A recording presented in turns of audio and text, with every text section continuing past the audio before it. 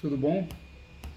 Fazendo um videozinho em comemoração ao 1º de maio, vou trazer aqui uma análise simples sobre os dados de desemprego e tentando explicar o que eu acredito que possa estar acontecendo no Brasil atualmente.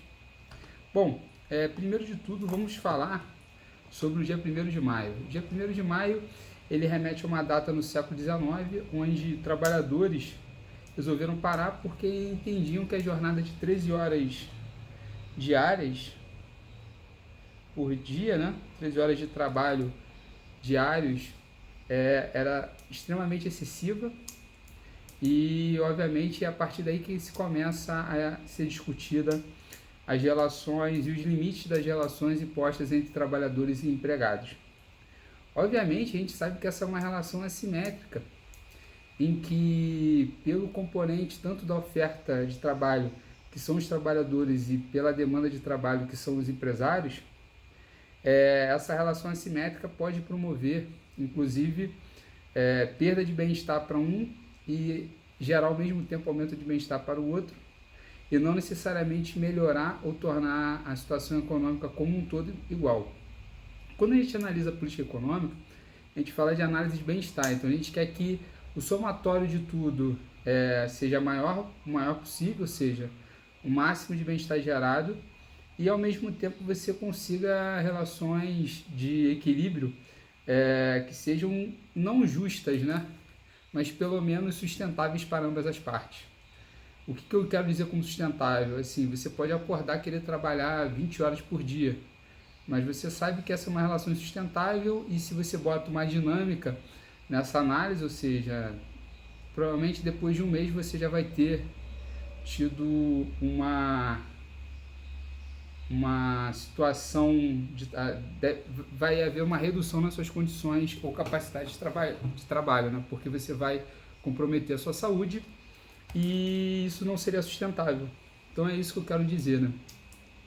Com isso, essa discussão ela acaba tornando, a partir de um certo momento, uma bandeira muito importante de certos grupos, e obviamente a gente entende que após a Revolução Marxista, né, que data também do século XIX, grande parte dos argumentos pró-trabalhador são extraídos da literatura marxista. E, erroneamente, parece que toda a discussão, quando a gente fala da relação trabalho e trabalhador, quer dizer, empregador e trabalho, se resume a simplesmente refutar ou não refutar as teorias marxistas. Isso acaba sendo um embate preto e branco e nem Marx escreve sobre isso, que é totalmente errôneo, né? Então, assim, quando a gente quer discutir política pública voltada para as questões trabalhistas, a gente quer discutir sustentabilidade, aumento de bem-estar e aumento da eficiência desse sistema, né? Para que a gente consiga maximizar o número de pessoas trabalhando, além disso, ter uma relação de trabalho justa e sustentável, ou seja, não adianta nada estar todo mundo trabalhando, mas que daqui a pouco vai estar todo mundo caindo doente e perdendo as condições laborais. E 3, a gente tem uma relação importante hoje em dia, que é a sobrevida da população após a aposentadoria. Então, seria necessário discutir, inclusive, essas relações de trabalho sobre a previsão da capacidade de sobrevida dessa população, inclusive adequando a realidade demográfica à realidade de trabalho, né? Não adianta nada você também esgotar a pessoa até os 50 anos de idade, 55, sendo que ela vai viver até os 80, 90 anos, e o que ela vai fazer depois disso, né? O que ela vai fazer depois da aposentadoria? Então é isso. E um dos autores, né, que os economistas pouco discutem, e aí, obviamente por preconceito, é Peter Drucker, né, que fala sobre administração. Então existe uma grande antagonia, né, entre economia e administração sobre desenhos e mecanismos sociais e econômicos. E esse autor, que é um autor que deve ser lido por todo mundo, ele fala sobre algumas funções do trabalho, né? Então ele discute a função social e a função também econômica do trabalho, né? Não adianta nada você ter um trabalho que te garanta um certo bem-estar em termos de remuneração, mas não te dá uma função social, ou seja, você é enxergado apenas como um número lá dentro da empresa, e após sair dessa empresa você não tem uma ancoragem, né? Ou seja, você não consegue ter uma análise, como que eu vou explicar, uma análise positiva do que você faz. Vou dar um exemplo clássico.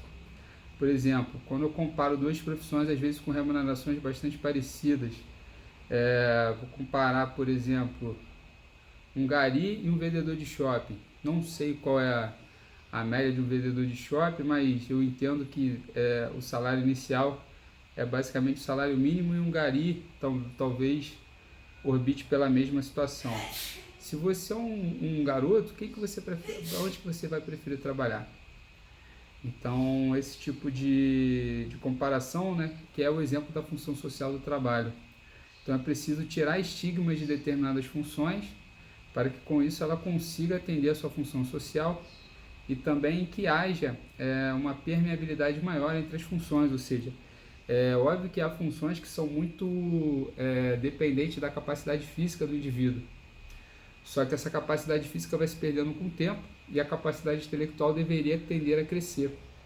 Então deveria haver uma análise mais estrutural sobre a dinâmica de trabalho para que você consiga alocar otimamente esses recursos que são os trabalhadores por capacidade intelectual e por capacidade física. Inclusive fazendo algumas políticas que não sejam simplesmente políticas liberais. Às vezes você faria um certo sentido gerar incentivos positivos para a troca intersetorial, do tipo indivíduos que vão envelhecendo, ascendendo a posições de caráter intelectual, que são funções que têm um status social maior, mas mesmo com uma remuneração mais baixa. E aí você teria indivíduos com uma produtividade menor, mas que continuassem sendo capazes de exercer uma determinada função, do que perder indivíduos de forma breve para o mercado de trabalho. Ponto. Essa era a minha primeira análise sobre essa discussão, né, das condições de trabalho atuais no Brasil e no mundo, né? Então, assim, eu não fiz nenhuma ancoragem sobre um marco geográfico, e sim um marco temporal. E eu acredito que essa discussão possa ser ampliada para qualquer país, mas sobretudo num país como o Brasil, que vive contradições importantes. Faz todo sentido a gente pensar, será que de fato a gente só quer aumentar o número de trabalhadores, ou mudar um pouco essa nossa visão tacanha sobre o que seria o trabalho, né? Então a gente observa que há países cuja essa divisão ficou bem mais simples e bem menos desigual, como os países desenvolvidos da Europa, né? Países também como o Japão, outros países também que não estão na Europa, mas têm uma desigualdade muito baixa, como é o caso da Austrália, e também Canadá. Então, é um vídeo assim mais para reflexão, e depois desse vídeo eu vou lançar um outro sobre a discussão local, né, do Brasil, e também falando um pouco sobre as atuais estatísticas de desemprego ou desocupação. Um abraço.